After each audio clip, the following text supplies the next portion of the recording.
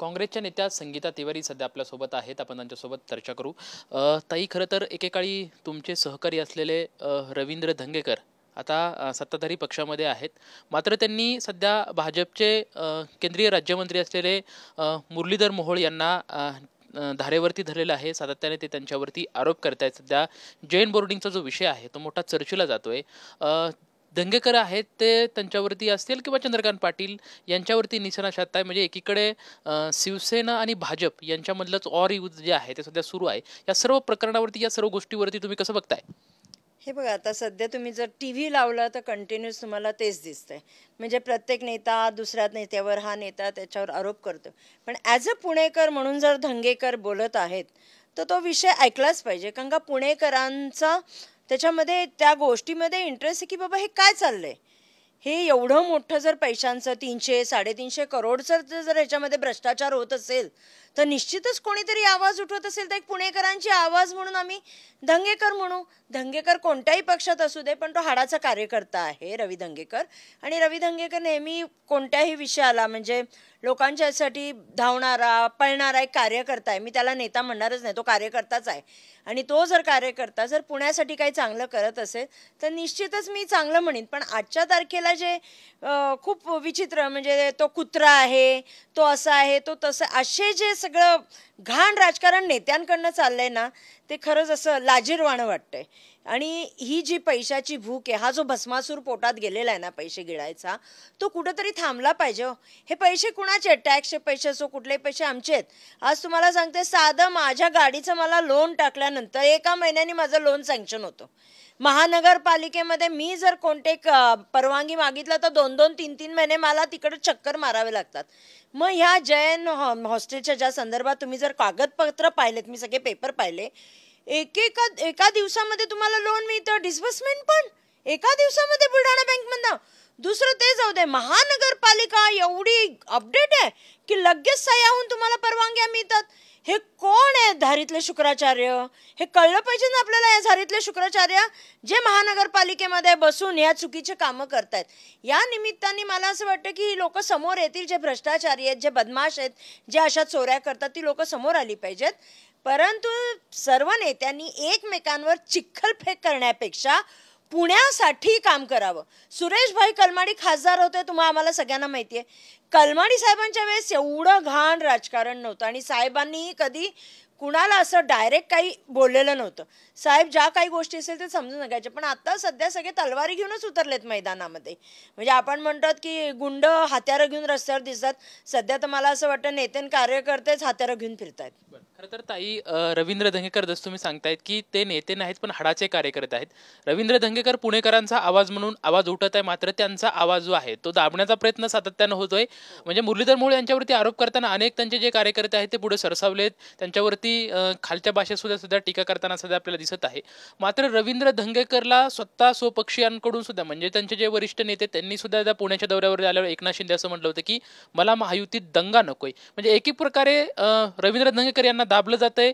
रवींद्र धंगेकरांनी परत काँग्रेसमध्ये घर वापसी करावं असं काही तुम्हाला वाटतंय? हे खरंच दुःखदायक आहेत की शिंदे साहेब त्यांना दाबण्याचा प्रयत्न करतात. आता खरं काय खोटं माहिती नाही मला, पण आत्ताच मी चॅनलवर बघत होते की धंगेकरांची हकलपट्टी, अशा शब्दात. हकलपट्टी कसली आहे? तो माणूस मतं मांडतोय. तुम्हाला नाही पटत आहे, तुम्ही त्याला काढून टाकाल, व्हॉट एव्हर इट इज. पण धंगेकरांसारखा माणूस आहे ना, मी तर म्हणते उद्धव ठाकरे सेनेमध्येच गेला पाहिजे. कारण का तिथं ह्या बंदिशा नाही आहेत. तिथं ते खूप चांगल्या प्रमाणे त्यांना ओपन हँड मिळेल तिथे काम करायला. जसं बघा मोरे, तात्या मोरे करतात, वसंत मोरे खूप चांगलं काम करतात आणि त्यांना कोणी असं अंकुशही लावत नाही.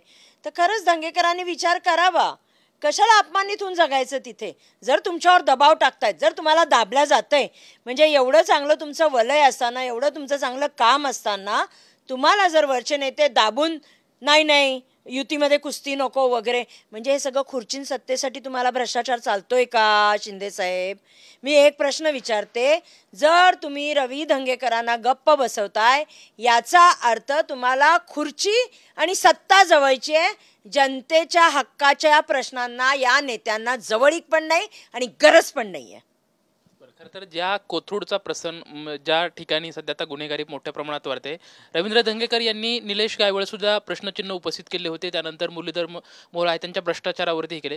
पण त्याच मतदारसंघातल्या राज्यसभेच्या खासदार आहेत त्या हिंदुत्वाच्या मध्ये धन्यता मानतायत. शनिवार वाड्यामध्ये त्यांनी गोमूत्र शिंपलं आणि तिथली जे काही नमाज पठण महिलांनी केलं होतं तिथलं शुद्धीकरणामध्ये त्यांनी धन्यता मानली. या सर्व प्रकरणामध्ये सुसंस्कृत पुण्याच्या एक नेत्या म्हणून तुम्हाला काय वाटतं? माझा एक प्रश्न आहे तुम्हा पत्रकारांनाच. मेधा कुलकर्णी आणि चंद्रकांत पाटील कोथरूडचे त्यांनी घायवळ केसमध्ये काय स्टेटमेंट दिलं? काही नाही. गुन्हेगारी कोथरूडमध्ये वाढते त्याच्यावर काय स्टेटमेंट केलं? काही नाही. आणि स्वतः मेधा कुलकर्णी पुण्याच्या खासदार म्हणून मी एक प्रश्न विचारते, माननीय खासदार पुण्याच्या मेधाताई कुलकर्णी 4 कामं सांगा ना पुण्याच्या भल्यासाठी. पुण्याच्या रस्त्यांचं वाटोळ झालंय, प्रदूषण वाढलेलं आहे, महिलांवर अत्याचार वाढलेले आहेत, गुन्हेगारी तर अशी चाललेली आहेत की गुन्हेगार पार मंत्रालयात फिरतायत आणि ते पण तुमच्या कोथरूडचे. त्याच्यावर तुम्ही दोघं काही बोलत नाही. हिंदू मुस्लिम मेधाताईंना तो तर त्यांचा आवडता विषय. कुठे हिरवं दिसलं की जाऊन भगवा मारतात. पहिला तुमच्या झेंड्यातला हिरवा रंग काढा ना. भाजपचा झेंडा भगवा आणि हिरवा मिक्स आहे. मग तो हिरवा काढून टाका, करून टाका पूर्ण भगवा. तुम्हाला हिरव्याची एवढी नफरत आहे, तुम्ही तिथं जाऊन गोमूत्र शिंपडता, शेण लावता, सारवता, पवित्र जागा करता. मग मी विचारते, रियाज अली कुणाच्या बंगल्यावर जाऊन नाचला? मुख्यमंत्री देवाभाऊंच्या घरी जाऊन तिथं त्यांनी त्या घरामध्ये डान्स केला. मग तिथं का जाऊन गोमूत्र शिंपडलं नाही मेधाताईंनी? हा प्रश्न तुम्ही विचारा ना मेधाताईंना. करायचं तर सगळं पावन करा, पतीत काही ठेवू नका तुम्ही. तर त्याच्यासाठी मी एवढंच म्हणेन की मेधाताईंना विषय नाही, त्यांच्या पक्षात त्यांना स्थान नाही, त्यांचे फोटोही बोर्डवर लागत नाहीत, त्यांच्याकडे एक कार्यकर्ता नाही. आपला PA घेऊनच सगळीकडे धाड मारतात त्या आणि पोलिसांना दावणीला बांधतात. त्यामुळे मेधा कुलकर्णी फक्त हिंदू मुस्लिम करून लाईमलाईटमध्ये येण्याचा प्रयत्न करतात. बाकी काम शून्य. बाईला मानसिक रोग तज्ज्ञ असतात, त्यांच्याकडे नेऊन दाखवणं फार गरजेचं आहे असं माझं मत आहे. राष्ट्रवादीच्या नेत्या रुपाली ठोंबरे पाटील सुद्धा त्यांनी त्यांच्यावरती वक्तव्य केलं होतं की जो शनिवारवाडा आहे तो त्यांच्या बापाचा आहे का? ज्या मेधा कुलकर्णी वक्तव्य करतायत त्यांच्यावरती पप्पांचा आहे का? पण त्यांनी असं वक्तव्य केलं की यांच्यावरती कारवाई व्हावी किंवा जी खासदारकी दिली आहे ती कशा पद्धतीने यांना खासदार दिला, असा एक प्रश्नचिन्ह जो आहे तो रुपाली ठोंबरे पाटील यांनी उपस्थित केला. खरं तर त्या पण सत्ताधारी पक्षातले आहेत. आता एकंदरीत बघितलं सत्ताधारी पक्षच एकमेकांसोबत जे आहे ते एकमेकांवरती आरोप प्रत्यारोप करताना दिसत आहेत. तुम्ही विरोधक जे आहे ते बाजूलाच राहिले, मात्र सत्ताधारी मधले एकमेकांवरती कुरगोडी करताना दिसत आहेत. तुम्ही विरोधक म्हणून ह्या सर्व त्या नेत्यांकडे कसं बघता? हे बघा, आता तुम्ही पाहिलं असेल माझ्या मते ते भैया जगताप का कोण आहे, त्यांनी मुसलमानांकडनं सामान खरेदी करू नका, ते राष्ट्रवादीच्या तिथे कुठंतरी राष्ट्रवादीला फटका बसलाय. आता रुपालीताई पाटील खूप हुशार आहेत, खूप चांगली माझ्या मुलीसारखी आहे, पण ती जे काम करते ते खूप फार विचार करून करते. तिने बरोबर इथं हा जो आहे की जिथे मुस्लिम वोटर्सला धक्का बसलाय तिथं रुपालीताई मुस्लिमांसाठी तिथं उतरल्या. त्यांनी हेच सांगितलंय की आता माझं माहेर कसब्यातलं आहे, म्हणजे मी अहिल्यादेवी शाळेत पायी पायी जाताना आम्ही त्या मझारवरनं जातोय, तेव्हापासून आम्ही ती मझार बघतोय. रुपाली पण तिथेच राहिलाय, तिने ते आम्ही लहानपणापासून बघितलंय. कधीच कोणी त्याच्या बाबतीत काही बोललं नाही. आणि अचानक या बोलला तर रुपालीताईंचा जो रोल आहे राष्ट्रवादी काँग्रेस पक्षामध्ये हिंदू मुस्लिम सिख ईसाई सगळे जसं काँग्रेसमध्ये, पण भारतीय जनता पार्टीमध्ये फक्त इलेक्शन पुरते आणि वोट पुरते हिंदू मुस्लिम सिख ईसाई.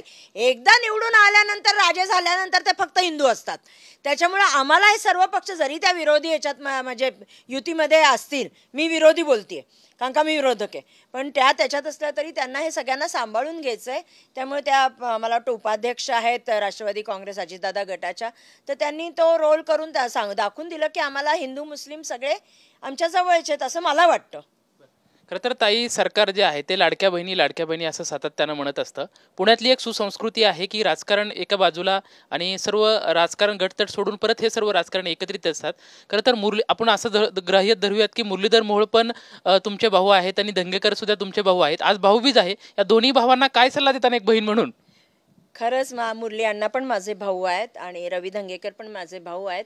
या भाऊबीजेच्या निमित्ताने मी या दोघांना सांगेन, तुम्ही दोघं बसा, काय जे गैरसमज असतील किंवा खरंच काय झालेलं असेल तर या दोघांनी नेत्यांनी आपापसात बसून मिटवावं ना ते सगळं आणि जनतेसमोर आणावं की बाबा हा गैरसमज आहे किंवा हे खरंय, याच्यामध्ये खासदारांचा संबंध नाही किंवा रवी धंगेकर जी माहिती मागतायत ती समोर आली तर याच्यात खरं काय खोटं काय, हे जर दोघांनी मिळून एकत्र आले, दोन डॅशिंग नेते एकत्र आले तर निश्चित पुण्याच्या जनतेसाठी काहीतरी करतील हो. आम्हाला खूप अपेक्षा होती यांच्याकडनं. म्हणजे यांनी भांडणात बसण्यापेक्षा मी माझ्या दोन्ही भावांना हात जोडून विनंती करीन की ही लाडकी बहीण तुम्हाला विनंती करते, भाऊ तुम्ही पुण्याच्या चांगल्यासाठी दोघं मिळून काहीतरी करा, पण पुण्याचे जे आता वाभाड्या इज्जतीचे निघतायत ते निघू देऊ नका, एवढीच तुमच्या लाडक्या बहिणीची विनंती. आपण बघू शकतोय की संगीता तिवारी यांचं एक आव्हान आहे की दोन्ही माझ्या लाडक्या भावांना एकच विनंती असेल की पुण्याच्या प्रगतीसाठी, पुण्याच्या विकासासाठी दोघांनीही एकत्रित येऊन चर्चा सल्लामसलत करावे आणि पुण्याला विकासाच्या बाबतीत गती एक द्यावी आणि पुढे न्यावं, अशी जी प्रतिक्रिया आहे ती संगीता तिवारी यांच्याकडून आपल्याला पाहायला मिळते. कॅमेरामॅन प्रमोद रोमनसोबत लक्ष्मण जाधव, TVNine मराठी, पुणे.